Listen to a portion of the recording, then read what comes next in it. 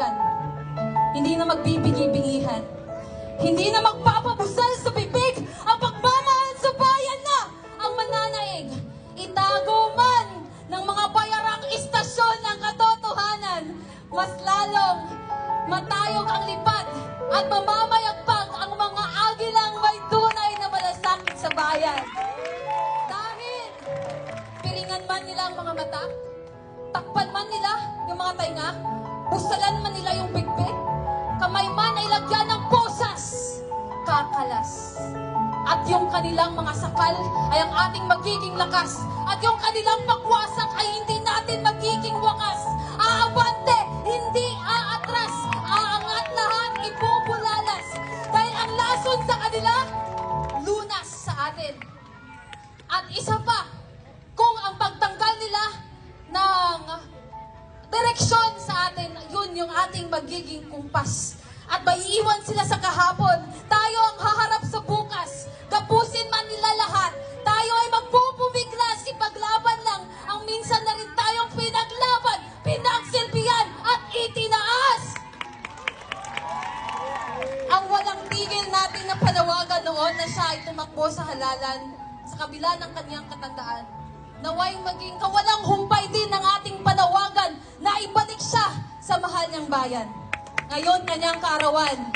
Sigurado ako, wala siyang ibang gusto maliban sa Coke Zero. Kundi ang maibalik siya sa bayang sinilangan nito. Nariyan siya. Nang nangangailangan tayo, sinakripisyo niya ang sarili para sa bawat Pilipino. At ngayon, kailangan niya tayo. Ipakita natin sa mundo ang lakas ng nagkakaisang makabayang Pilipino at makisa sa panawagan ng aming presidente na si Kiko ay iuwi niyo. Bring him home. Bring our hero home. Bring our father home. Nawalan po ako ng tatay noong nakaraang taon.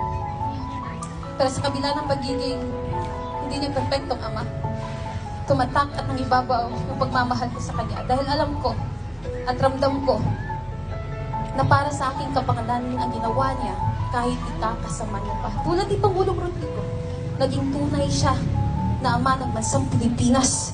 Sa kabila ng paggamit niya ng kamay na bakal o dahas, sa kabila ng pagdanak ng dugo, inosente lang ay mailigtas lahat ng kayang ginawa upang ang bansa na naghihikahos ay tuluyang umangat at may saayos. Kahit kapalit nito ay ang pagtatanyag sa kanya ng barumpado, mamamatay tao at bastos.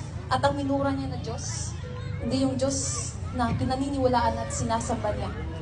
Ang pagbumura ay para doon sa mga Diyos ng magnanakaw, Diyos ng mga bangag, at Diyos ng mga oligarko. At ika nga ni Glock 9, tao po na nakaupo, subukan niyo namang tumayo. At baka matanaw ninyo na hindi na kayo gusto ng milyong Pilipino. At yan ba yung sinasabi nyong bagong Pilipinas, bagong mukha, may prinsipyo, may isang salita? Yan ba yung definisyon nyo ng bagong Pilipinas? Mas mabuti nang bumalik tayo sa lumang Pilipinas na walang mga inosenteng mga kabataan, mga kababaihan at mga tao mabibiktima ng mga dormista. Ginahasa na, ninakawan na, pinatay pa. Justisya. At marami pa rin katanungan. Ano nga ba daw ang nagawa niyan? Kung ating protektahan parang hanggang kamatayan. At iniiyakan. Saan to ba yan? Eto lang naman. Makinig lahat. Eto lang naman ang nagawa niya. 214 airport projects completed. 451 seaport projects completed.